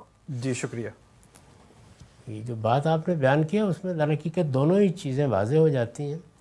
یعنی اگر میری یا آپ کی طرف سے کوئی اقدام ہوا ہے، کسی عزیز رشتہ دار کے خلاف ہم نے کوئی اقدام کیا ہے، زمین کا مسئلہ ہے، کوئی دولت کا مسئلہ ہے، کوئی معاہدے کا معاملہ ہے، تو اگر وہ اقدام انصاف پر مبنی نہیں ہے، اگر اس میں کوئی زیادتی کسی کی جان، مال، آبرو کے خلاف کی گئی ہے، تو ہر انسان کی جان، مال، آبرو کو حرمت حاصل ہے، زیادتی کی گئی ہے تو مواخذہ ہوگا، پوچھا جائے گا۔ لیکن اگر وہ کسی عزیز کے خلاف ہے، یعنی جس کو آپ رحمی رشتہ کہتے ہیں، تو پھر وہ اسی طرح ہے کہ جیسے ایک آدمی نے بدکاری کی لیکن مسجد میں جا کے بدکاری کر ڈالی، یعنی اس کی شناخت بہت بڑھ گئی ہے۔ پہلی چیز تو یہ ہے کہ قطع رحمی سے بچنے کے لیے جب کبھی بھی آپ کو کسی کے خلاف کوئی اقدام کرنے کا داعیہ اپنے اندر پیدا ہوتا محسوس ہو تو رک جائیے اور اپنے آپ سے پوچھئے کہ آپ یہ جائز اقدام کر رہے ہیں، انصاف پر مبنی اقدام کر رہے ہیں۔ کوئی اقدام ہوگا تو دوسرے کی طرف سے رد عمل ہونا ہے نا، تو آپ نے جو اقدام بھی کرنا ہے اس کا اچھی طرح جائزہ لے لیں۔ میں یہ تو نہیں کہتا کہ کوئی اقدام نہ کریں، بعض اوقات آپ کو استقرار حق کے لیے، کسی کی زیادتی کو روکنے کے لیے اقدام کرنا پڑ جاتا ہے، لیکن وہ پھر آخری درجے کا انصاف پر مبنی اقدام ہونا چاہیے، اور اس انصاف کا فیصلہ انسانی ضمیر کر رہا ہوتا ہے۔ یعنی اس کے لیے میرے یا آپ کے فتوے کی ضرورت نہیں ہوتی۔ حضور نے بھی یہی فرمایا ایسے موقعوں کے اوپر کہ سل نفسک، اپنے دل سے پوچھ لو، وہ ضمیر آپ کو بتا رہا ہوتا ہے کہ آپ زیادتی کر رہے ہیں، حدود سے بڑھ رہے ہیں، کیا کر رہے ہیں۔ تو یہ ایک پہلو ہے۔ دوسرا پہلو یہ ہے کہ آپ نے نہیں، آپ کے مخاطب نے، عزیز تھا، کر دیا یہ کام، غلط کیا، حدود سے تجاوز کر کے کیا، زیادتی کر دی آپ کے ساتھ، اب اس کے بعد آپ کو رد عمل میں کچھ کرنا ہے۔ تو رد عمل میں کرنا ہے تو بے انصافی یہاں بھی نہیں ہونی چاہیے، رد عمل کو بھی انتقام نہیں بن جانا چاہیے۔ وہی بات جو اللہ تعالیٰ نے فرمائی کہ اتنا حق تمہیں ہے کہ اپنے ساتھ ہونے والی زیادتی کا برابر کا بدلہ لے لو، یہ بات واضح کر دی۔ اگر کسی دوسرے سے لینا ہے وہاں بھی یہی اصول ہے، تو رشتہ داروں کے معاملے میں یا اعزا اقربا کے بارے میں اور بھی سختی کے ساتھ اس کی پابندی کرنی چاہیے. بس وہیں تک رہیے جہاں تک یہ معاملہ ہے. جب آپ کو بدلہ لینا پڑا یا آپ کو کوئی اقدام کرنا پڑا جواب میں رد عمل کے طور پر, تو اس میں انصاف پر قائم رہیں اور جو اس کے حقوق آپ پر قائم ہوتے ہیں وہ اس تناؤ کی کیفیت میں بھی نظر انداز نہ ہو. یعنی اگر مثال کے طور پر وہ آپ کا بھائی ہے اور کسی مدد کا مستحق ہو گیا ہے, کوئی مصیبت اس پر آ گئی ہے, اس کے ہاں کوئی وفات ہو گئی ہے یا اور اس طرح کا معاملہ ہے, تو جو معاشرتی حقوق ایک بھائی کے طور پر آپ پہ عائد ہوتے ہیں ان کو آپ بے شک نہ ملیں لیکن ادا ضرور کر دیں. بس اس کے بعد امید ہے کہ ماخوذ نہیں ہوں گے. لیکن اگر اقدام میں یا رد عمل میں یہ جو باتیں میں نے عرض کی ہیں ان کی نفی کی گئی ہے اور ایسا جذبہ غالب آ گیا ہے کہ بس آپ سب کچھ بھول گئے, نہ عدل یاد رہا, نہ انصاف یاد رہا, نہ برابر پر کھڑے ہونا یاد رہا, بلکہ ایک انتقامی صورت پیدا ہو گئی, تو پھر تو پوچھا جائے گا. اسی کو کہتے ہیں قطع رحمی. تو یہ ایک بڑا جرم ہے, یعنی یہ کبیرہ گناہوں میں سے. بہت شکریہ سر, بڑی اچھی طریقے سے آپ نے بات کو واضح کیا. جعفر صاحب ایک دفعہ پھر ہم آپ کے پاس آتے ہیں, اپنا سوال پوچھنے کی کوشش کیجیے. جعفر انعام دار. السلام علیکم, بہت بہت شکریہ. وعلیکم السلام. ہاں گامدی صاحب, اگر کوئی شخص اپنی بیوی کو طلاق دے دیتا ہے اس عمر میں جیسے 50-55 کے بعد, اور اس کو وہ اماؤنٹ مہر کی دی جاتی ہے جو 20 سال پہلے نکاح کے وقت اگر دی جو کنفرم ہوئی تھی یا اگری ہوئی تھی وہ اماؤنٹ دی جاتی ہے, جو 20 سال کے بعد میں اس کا کوئی زیادہ معنی ہوتا نہیں, تو یہ کہاں تک کہ صحیح ہے؟ اور اگر اس کے بعد میں وہ عورت اس جوڈیشری سسٹم, اس دیش کے جوڈیشری سسٹم کے پاس جاتی ہے جو اس کو زیادہ کر کے اس کے فیور میں ہوتی ہے, جہاں پہ اس کو منتھلی ایلیمنی اماؤنٹ 15-25% ملتا ہے, تو وہ ادھر چلی جاتی ہے. تو اس کے اوپر میں آپ کی رائے جاننا چاہتا ہوں, کیا صحیح ہے؟ ٹھیک ہے سر, کہ شکریہ. ہماری طرف سے کچھ غلطی ہوتی ہے؟ جی کچھ جملے میں نہیں سن سکا, بہرحال جو کچھ سمجھا ہوں عرض کر دیتا ہوں, اگر اس میں کوئی خلا رہ جائے تو دوبارہ پوچھ لیجیے, آپ بتا دیجیے. دیکھیے یہ بات کبھی میری سمجھ میں نہیں آ سکی کہ مہر مقرر کیا گیا, تو مہر کے بارے میں تو اللہ کا حکم یہ ہے کہ وہ آپ کو ہاتھ لگانے سے پہلے ادا کر دینا ہے. یعنی وہ اصل میں ایک ٹوکن ہے, آپ نے نان و نفقے کی جو ذمہ داری اٹھائی ہے اس کا علامتی اظہار ہے, تو مؤخر کیوں کیا گیا؟ یعنی پہلا سوال تو یہ ہے.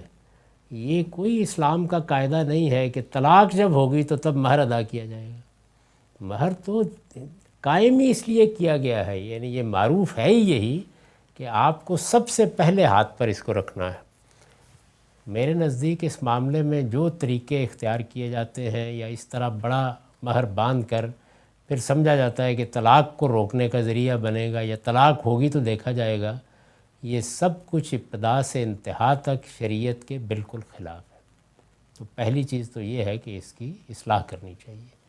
مہر جو کچھ بھی آپ نے مہر باندھا ہے اپنی حیثیت کے مطابق باندھیے, وہ فوراً ادا ہونا چاہیے. یعنی اس میں اگر فوراً ادا نہیں کیا گیا تو کوئی واضح عذر پیش کریں, یہ بتائیں کہ کیوں نہیں ادا کیا گیا.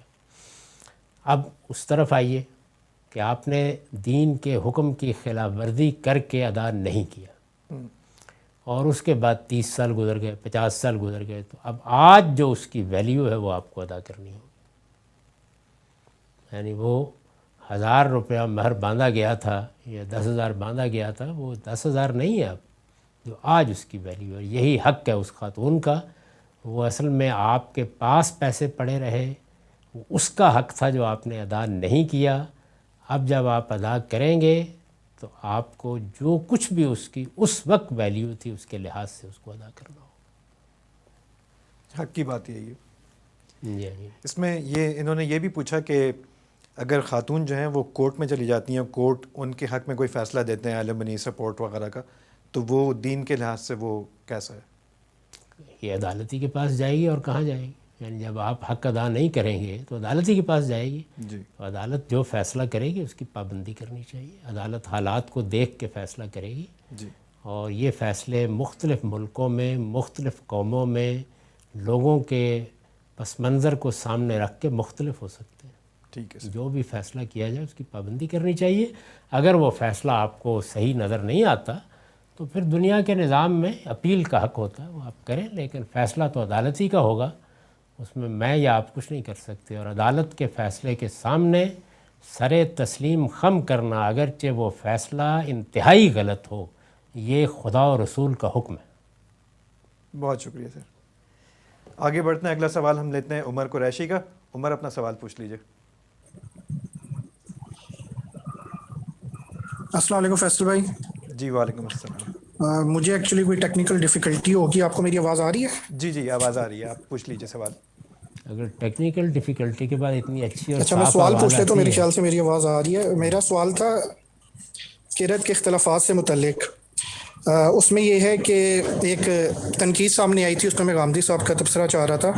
اس میں ہم جب کہتے ہیں کہ قرآن پاک جو ہے وہ اجماع اور تواتر سے منتقل ہوا ہے، تو اس میں جب ہم اجماع لیتے ہیں وہ امت کا اجماع ہے جو کہ علم کا اجماع ہے. تو جب 1400 سال کی جب ہم تاریخ دیکھتے ہیں، اس میں علم کا اجماع تو اس قرآن پر متفق ہے جو کہ قرأت کے اختلافات کے ساتھ منتقل ہو رہا ہے. ایک اس پر تبصرہ فرما دیں. اور دوسرا یہ کہ بسم اللہ کی جو آیت ہے، بسم اللہ الرحمن الرحیم، جو سورہ سے پہلے نکلتی ہے، اس میں بھی بظاہر ایسے لگتا ہے کہ علم کا اجماع جو ہے وہ ناکام رہ گیا کہ اس کو قرآن پاک کی صورت کے آیت کے طور پہ منتقل کرنے کے لیے، کیونکہ اس میں 3 جگہ پائے جاتے ہیں. ایک یہ کہتا ہے کہ قرآن پاک کا حصہ نہیں ہے، ایک کہتا ہے کہ قرآن پاک کا حصہ ہے، ایک کہتا ہے کہ کچھ قرآت میں ہے کچھ میں نہیں ہے. تو یہ ساری چیز پہ تھوڑا تبصرہ فرما دیں. بہت شکریہ. شکریہ جی. دوسرے سوال پر میں پہلے عرض کر دیتا ہوں، کبھی مسلمانوں میں کسی نے نہیں کہا کہ یہ قرآن کا حصہ ہے یا نہیں. یہ بحث ہے کہ جو بسم اللہ الرحمن الرحیم سورتوں کے شروع میں لکھی ہے، یہ سورہ کا حصہ ہے یا نہیں. یعنی یہ تو کوئی قرآن کا حصہ ہونے کی بحث ہی نہیں ہے. یعنی مثال کے طور پر اگر آپ سورہ فاتحہ نکالیں تو سورہ فاتحہ کے اوپر بھی بسم اللہ الرحمن الرحیم لکھی ہوئی ہے. تو یہ بحث ہوئی ہے ہمارے ہاں، اور یہ بالکل علمی بحث ہے کہ کیا یہ سورہ کا حصہ ہے. یعنی سورہ فاتحہ بسم اللہ الرحمن الرحیم سے شروع ہوتی ہے، جیسے میں اپنے خط میں بسم اللہ الرحمن الرحیم لکھتا ہوں، کسی تحریر کے شروع میں لکھتا ہوں، تو کیا یہ میرے اس خط کا حصہ ہے؟ یہ بحث ہے. تو اس میں ہمارا نقطہ نظر تو بالکل واضح ہے کہ یہ کسی جگہ بھی سورہ کا حصہ نہیں ہے، سورہ کا حصہ نہیں ہے. جی قرآن میں تو اللہ کے حکم سے لکھی گئی ہے. صحابہ کرام نے صرف ایک سورہ پر اس کو نہیں لکھا، اللہ کے حکم پر نہیں لکھا، وہ سورہ توبہ ہے. اس کی وجہ بیان کرتے ہیں. تو بحث یہ کبھی نہیں ہوئی اس مسلمان امت میں کہ یہ قرآن کا حصہ ہے یا نہیں. یعنی یہ بحث ہے کہ یہ سورہ کے مضمون کا حصہ ہے یا نہیں ہے. تو الگ سے یہ لکھی جاتی ہے. ظاہر ہے کہ میرے نزدیک عام طور پر تو لوگ کہتے ہیں کہ برکت کے لیے لکھی گئی ہے، جس طرح کہ ہم پڑھتے ہیں، کھانے سے پہلے پڑھتے ہیں، کوئی کام کرنے سے پہلے پڑھتے ہیں. تو میں نے یہ بتایا ہے اپنی تفسیر میں کہ یہ ایسے نہیں ہے، یہ سند کے طور پر ہے. یعنی یہ گویا اس کا مطلب یہ ہے، اس میں ایک فعل محذوف ہے کہ اے پیغمبر اللہ رحمان و رحیم کے نام سے پڑھ کر سناؤ یہ میرا پیغام. اس معنی میں ہے یہ. تو یہ اللہ نے لکھی ہے، اللہ کے پیغمبر نے لکھوائی ہے. کبھی مسلمان امت میں کوئی اجماع ہونا تو ایک طرف رہا، کوئی رائے بھی اس طرح کی شاذ کسی نے کوئی بات کر دی ہو تو الگ بات ہے، کہیں سے مل جائے، ایسا بالکل نہیں ہے. سورہ کا حصہ ہے یا نہیں. یعنی مثلا آپ سورہ فاتحہ پڑھنا شروع کرتے ہیں تو کیا بسم اللہ الرحمن الرحیم اس کا حصہ ہے کہ اس کو ملا کے ساتھ پڑھا جائے؟ تو آپ یہ دیکھیں کہ ہمارے ہاں جو عام سنت قائم کی گئی ہے جس میں امام تلاوت کرتا ہے، اس میں سورہ فاتحہ میں بسم اللہ الرحمن الرحیم بلند آواز سے نہیں پڑھی جاتی. یہ اسی بات کا اظہار ہے کہ یہ سورہ کا حصہ نہیں ہے. تو آپ قرآن کو جہاں سے بھی پڑھیں گے، سورہ شروع ہو رہی ہے، اس کے اوپر لکھی ہوئی ہے، اسی مقصد کے لیے جو میں نے عرض کر دیا. سورہ آگے سے شروع ہوتی ہے، ٹھیک ہے. اور سورہ کی آیتیں اگر آپ نے شمار کرنی ہے تو وہ بھی آگے سے شمار ہوں گی. یہ بات ہے. تو اس میں کوئی چیز ایسی نہیں ہے جو اجماع کے خلاف. جو پہلا سوال آپ کا وہ یہ ہے کہ مسلمانوں کے ہاں جو مصحف رائج ہے اور مسلمانوں کی عظیم اکثریت جس میں قرآن پڑھ رہی ہے، اس مصحف کو جو ما بین الدفتین ہے مسلمانوں کے اندر ہے، ہمیشہ سے ہمارے علم نے ایسے ہی اس کو بیان کیا ہے کہ یہ پورے اجماع اور تواتر سے منتقل ہو رہا ہے. اس کے ساتھ البتہ بعض اختلافی روایات بھی موجود ہیں، اختلافی روایات پڑھنے کی. یہ بھی سمجھ لیجئے کہ عام دنیا میں جو کتابیں ہیں، جب میں نے ایک کتاب لکھی ہے تو کتاب کی میری ریڈنگ آپ تک نہیں پہنچتی. یعنی یوں نہیں ہے، آج کے زمانے میں تو خیر یہ ممکن ہو گیا ہے کہ آپ آڈیو بک بنا دیں. عام طور پر دنیا میں جتنی کتابیں ہیں اس کو اس زمانے کے رسم الخط میں لکھ دیا جاتا ہے اور پھر لوگ اسے پڑھتے ہیں. یعنی یہ کسی کتاب کے وجود یا کسی کتاب کی صحت کی کوئی شرط ہی نہیں ہے کہ مصنف کی ریڈنگ بھی ساتھ منتقل ہو. کوئی کتاب نہیں ہے دنیا میں، یعنی شاید کوئی ایک کتاب بھی ایسی نہ بتائی جا سکے کہ جس میں مصنف یا متکلم کی ریڈنگ ساتھ منتقل ہو رہی ہے. کتاب آپ نے اس رسم الخط میں لکھ دی، اب میری مرضی ہے میں پڑھوں گا، آپ کی مرضی ہے آپ پڑھیں گے. ہمارے ہاں جو قریب کے زمانے میں بھی مثلا غالب کا دیوان ان کا اپنا پڑھا ہوا، وہ تو ہمیں معلوم. چنانچہ اس کو ہم پڑھتے ہیں، میں پڑھتا ہوں، آپ پڑھتے ہیں. اس پڑھنے کو قرات کہتے ہیں. پہلے تو یہ سمجھ لیجئے، یہ قرآن دنیا کی واحد کتاب ہے جس میں اللہ کی ریڈنگ منتقل ہوئی ہے. یہ ایک بہت زائد چیز ہے، اس کا قرآن کی حفاظت سے کوئی تعلق ہی نہیں ہے. ایک غیر معمولی بات ہے کہ مصنف کی ریڈنگ خود اللہ تعالیٰ نے کیسے پڑھا ہے اس کو بھی منتقل کیا گیا ہے. اس میں بعض اختلافات ہوئے ہیں، یہ کوئی قرآن کے متن کے اختلافات ہی نہیں ہیں. باقی جس قرات کو اللہ تعالیٰ کے پیغمبر نے آخری مرتبہ کیا اسی پر ہمارا مصحف ثبت ہے، وہی پوری امت میں رائج ہے. البتہ ہمارے علماء یہ کہتے ہیں کہ صحابہ کرام نے کچھ مختلف طریقے سے پڑھنے کی روایتیں بھی کی ہیں، وہ الگ سے محفوظ ہیں، ان کو بھی لوگ دیکھتے ہیں، پڑھتے ہیں، پڑھ لیں، اس سے کوئی فرق نہیں پڑتا. تو اس میں اجماع کا کیا سوال ہے؟ اجماع پوری طرح اسی قرات پر ہے جس پر یہ قرآن لوگوں کے ہاتھوں میں موجود ہے. ہمارا جو علم اصول ہے وہ تو قرآن کی تعریف ہی یہ کرتا ہے. یعنی جب پوچھا جاتا ہے قرآن کہاں ہے تو وہ کہتے ہیں کہ یہ نقل متواتر کے طور پر مصحف میں ثبت ہو کر امت کے ہاتھوں میں، یہی تعریف کی جاتی ہے. ٹھیک ہے سر، بہت شکریہ. آگے چلتے ہیں، اگلا سوال ہم لیتے ہیں ہمایوں مجید کا. ہمایوں اپنا سوال پوچھ لیجیے. السلام علیکم گامدی صاحب. وعلیکم السلام. میں کشمیر سے ہوں، تو میری بہت خوش ہوں مجھے آپ سے ملاقات ہو رہی. 15 سالوں سے میں آپ کو سن رہا ہوں، تو بڑی خوش قسمتی ہے آج آپ سے ملاقات ہو سکی. تو میرا سوال جو ہے وہ یہ ہے کہ جو ہم کہتے ہیں کہ دین جو ہے اس کا جو کنٹنٹ ہے قرآن پاک ہے اور سنت ہے، کیا کوئی حکم صحیح احادیث یعنی سند کے حوالے سے ثابت ہو سکتا ہے؟ تو رہنمائی فرمائیے. شکریہ. کوئی نیا حکم نہیں ہو سکتا، نہ ہے. جو کچھ بھی ہمارے پاس احادیث کا ذخیرہ ہے اس میں جو باتیں بیان ہوئی ہیں دین سے متعلق، وہ یا قرآن و سنت کے ذریعے سے جو دین اللہ کے پیغمبر نے دیا ہے اس کی کوئی وضاحت ہوگی، کوئی شرح ہوگی، اس میں کوئی اصول ہے اس کا کوئی اطلاق ہوگا، بس یہی ہے. نہ کسی عقیدے کا اضافہ ہوتا ہے، نہ کسی اس چیز کا اضافہ. جیسے کہ علماء شرح و وضاحت کرتے ہیں، ایسے ہی سب سے پہلے اللہ کے آخری پیغمبر نے کسی موقع پر کوئی شرح و وضاحت کی ہے، اس کا یہ تاریخی ریکارڈ ہے. تو اس سے کوئی اضافہ ادنا درجے کا ایک تنکے کے برابر بھی دین میں نہیں ہوتا. دین پورا کا پورا قرآن و سنت کے ذریعے سے منتقل ہو گیا ہے. قرآن ہمارے ہاتھوں میں موجود ہے، اور میں نے عرض کیا ہے کہ وہ اس درجے میں اس کو حجت بنایا گیا ہے کہ اللہ کی ریڈنگ اور قرات بھی منتقل کی گئی ہے. اس سے آگے کیا چیز ہو سکتی ہے اس میں، جبکہ یہ کوئی ضروری نہیں تھا. یعنی اپنے زمانے کے رسم الخط میں لکھوا دیا جاتا، آپ پڑھ لیتے اس کو. دنیا کی ساری کتابیں ایسے ہی ہوتی ہیں. اور سنت وہ چیزیں ہی ایسی ہیں، آپ میری کتاب میزان میں فہرست میں نے بنا دی ہے، دیکھیں وہ ہر مسلمان کو روز کرنی، یعنی ان کے لیے کسی اہتمام کی ضرورت ہی نہیں. ایک چیز بھی ایسی نہیں کہ جو کوئی 4 دن کے وقفے سے کرنی، سب روز کی چیز ہے. ٹھیک ہے سر، بہت شکریہ.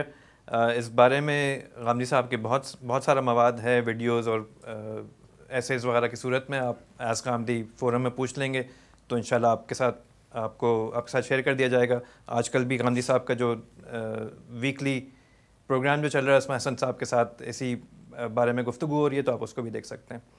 اگلا سوال ہم لیتے ہیں شعیب امتیاز کا. شعیب، آپ اپنا مائکرو فون انمیوٹ کر کے سوال پوچھ لیجیے.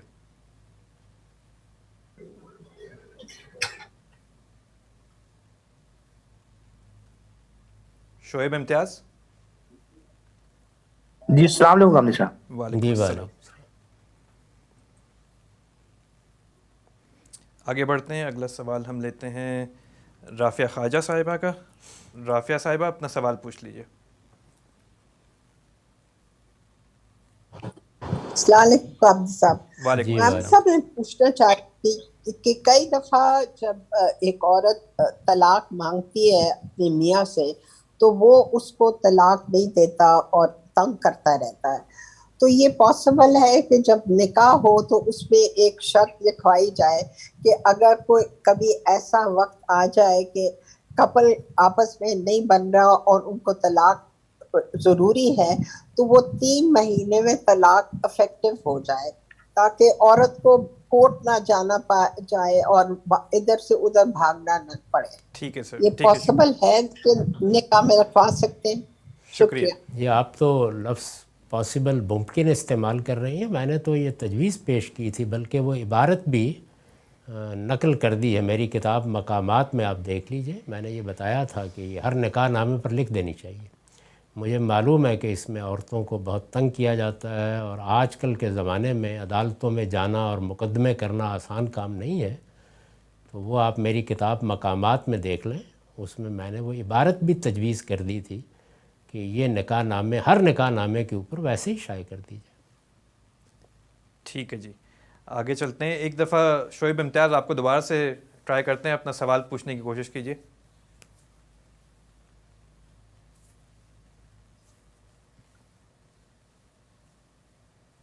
نہیں، آئی تھنک آپ کی آواز نہیں آ رہی.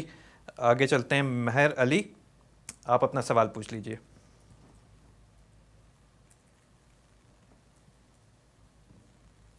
اچھا جی.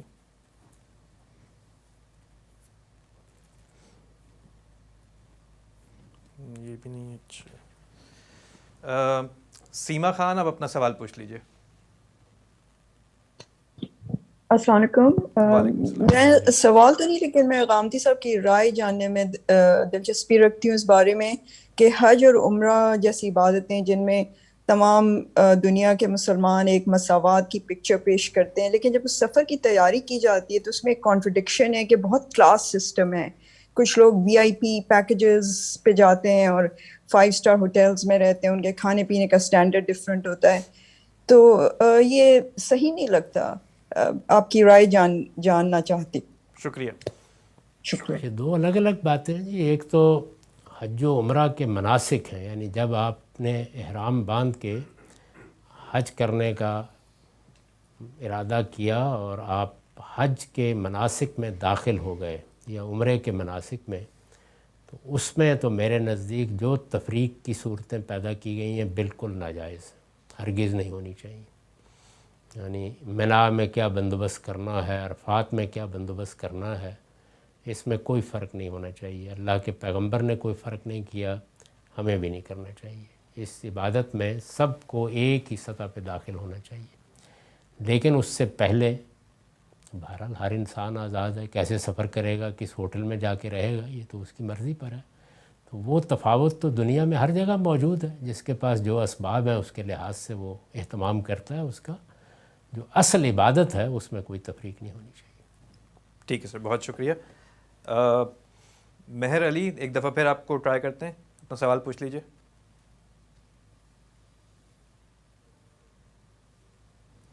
اچھا جی. توصیف چودھری، آپ اپنا سوال پوچھ لیجیے.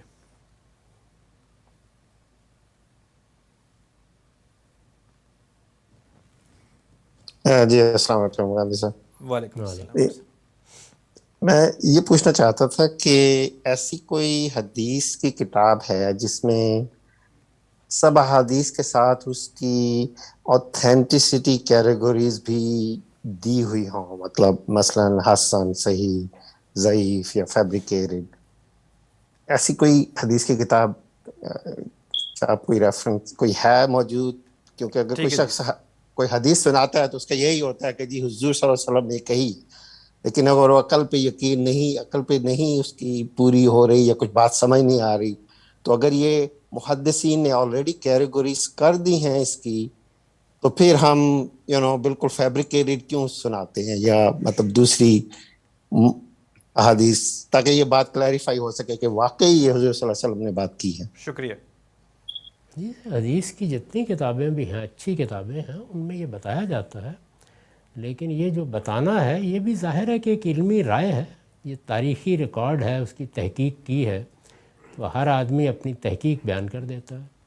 اب امام مسلم یا امام بخاری کی جو صحیح ہے، تو انہوں نے یہ کتابیں دونوں یہ کہہ کے ہی مرتب کی ہیں کہ یہ سب سے زیادہ ہماری تحقیق کے مطابق قریب ہیں، یعنی رسول اللہ صلی اللہ علیہ وسلم کی بات ہی ہے ہمارے خیال میں جو اس میں نقل ہوئی ہے. لیکن یہ پھر ایک انسانی فیصلہ ہے، غلط بھی ہو سکتا ہے، اس پر بھی تنقید ہوتی رہتی ہے. اسی طرح سے ترمذی ہے مثال کے طور پر، ابو داؤد ہیں، بتا دیتے ہیں کہ وہ روایت کی کیا حیثیت ہے، کیا نوعیت ہے. اور ہمارے اپنے زمانے میں البانی صاحب نے جو دوبارہ کام کیا ہے انہوں نے بھی یہ بتا دیا ہے. اس وقت تو مسند احمد بن حنبل جیسی کتاب کے اوپر بھی شعیب برنعوت صاحب کے حواشی آپ دیکھیے تو ایک ایک روایت کے بارے میں بتا رہے ہیں. بتا دیں گے، لیکن بتا دینے کے بعد بھی وہ اصل میں کسی عالم یا کسی محقق کی تحقیق کا نتیجہ ہے. وہ غلط بھی ہو سکتا ہے، صحیح بھی ہو سکتا ہے. اتنی بات البتہ آپ کی بالکل درست ہے کہ ایک عام آدمی، یہ جو ہمارے یہاں رواج ہے کہ ایک روایت ہے پکڑی، اس کو آپ نے سوشل میڈیا پر ڈال دیا، حضور نے فرمایا ہے، تو ہر روایت کے بارے میں یہ بتانا چاہیے کہ اس کا حوالہ کیا ہے، اور کوئی ایسی روایت جو حسن سے کم تر درجے کی ہو اس کو اس طرح کے کسی عام پلیٹ فارم پر کسی شخص کو بھی نشر نہیں کرنا چاہیے. بالکل درست. بہت شکریہ سر. آخری سوال لیتے ہیں وقاص علی کا. وقاص آپ اپنا سوال پوچھ لیجیے. جی السلام علیکم. وعلیکم السلام. کچھ عرصے پہلے آپ سے ایک ویڈیو دیکھی تھی، اس میں آپ نے کہا تھا کہ عام آدمی جو ہے وہ اجتہاد نہیں کر سکتا، تو آپ نے تھوڑا سا اس پہ تھوڑی ڈیٹیل میں بھی بتایا تھا. تو مجھے یہ پوچھنا ہے کہ کچھ چیزیں، اب میں یہاں ڈنمارک میں رہتا ہوں، یہاں پہ بہت ساری چیزیں ہیں جس میں آپ کو مختلف لوگوں کی رائے ملتی ہیں. جیسے روزہ کتنے بجے کھولنا ہے، کوئی کہتا ہے اتنے بج کے اتنے منٹ پہ کھولنا ہے، کوئی کہتا ہے اتنے بج کے اتنے منٹ پہ کھولنا ہے. تو ہم جو ہے وہ میں اب اپنی طرف سے ڈیسائیڈ کرتا ہوں کہ اتنے بجے بند کرنا ہے، اتنے بجے کھولنا ہے. یہ والی مسجد اتنے بجے کر رہی ہے. یہ صرف ایک مثال ہے، اس کی اور بھی مثالیں ہیں. جی. تو یعنی جتنا علم میرے پاس ہے اس کے حساب سے اجتہاد مجھے لگتا ہے کہ میں اس علم کو سامنے رکھتے ہوئے کر سکتا ہوں. لیکن آپ نے کہا تھا نہیں، تو اس پہ تھوڑا سا پلیز وہ کر دیں ڈیٹیل. آپ نے جو مثال دی ہے ایسی 10 اور مثالیں بھی دیں، ان میں سے آپ نے کوئی اجتہاد کیا ہی نہیں. آپ نے مختلف مجتہدین کی رائے میں انتخاب کیا. تو یہ تو ہر آدمی یہی کرے گا، یعنی مختلف ڈاکٹروں کی رائے میں آپ انتخاب کر لیتے ہیں. عام آدمی کو یہیں تک رہنا چاہیے. اس کی وجہ یہ ہے کہ وہ اس سے اگر آگے بڑھے گا تو پھر کیا کرے گا، جہالت پر مبنی فیصلے کرنا شروع کر دے گا. ایک کے بعد دوسرے صاحب علم کی رائے دیکھتے چلے جائیے. روزے کے کھولنے کے اوقات میں 2 بڑے اختلافات ہیں. آپ کا جس پہ اطمینان ہو جائے، انتخاب کا حق آپ ہی کے پاس، عام آدمی کے پاس، اسی کو انتخاب کرنا ہے. وہ ہرگز اس کا پابند نہیں ہے کہ ضرور میری رائے پر عمل کرے یا ماضی کے کسی بڑے آدمی کی رائے پر عمل کرے. سب کی آراء میں سے جس کا انتخاب بھی کر لے. یہی قاعدہ عام آدمی کے لیے ہے، یہی مسلمانوں کی پارلیمنٹ کے لیے بھی انتخاب کیا جاتا ہے. تو حق انتخاب تو ہے ہی فرد کے پاس. حق اجتہاد اور چیز ہے اور حق انتخاب اور چیز ہے. تو یہ آپ انتخاب کر رہے ہیں. ٹھیک ہے سر، بہت شکریہ، بات واضح ہو گئی. یہاں فیملی لائف کی اس نشست کا وقت ختم ہوتا ہے. آپ لوگوں میں سے جن لوگوں نے اس ایونٹ کے لیے رجسٹر کیا اور آج شرکت بھی کی مگر ان کی باری نہیں آ پائی، ان کو انشاءاللہ ہم اگلی نشست کے لیے پرائیورٹی رجسٹریشن کا موقع دیں گے. اسی کے ساتھ آپ سب کا بہت بہت شکریہ. غامدی صاحب آپ کا بہت بہت شکریہ. فیصل ہارون کو اجازت دیجیے. زندگی رہی تو انشاءاللہ پھر ملیں گے. اپنا خیال رکھیے. اللہ حافظ.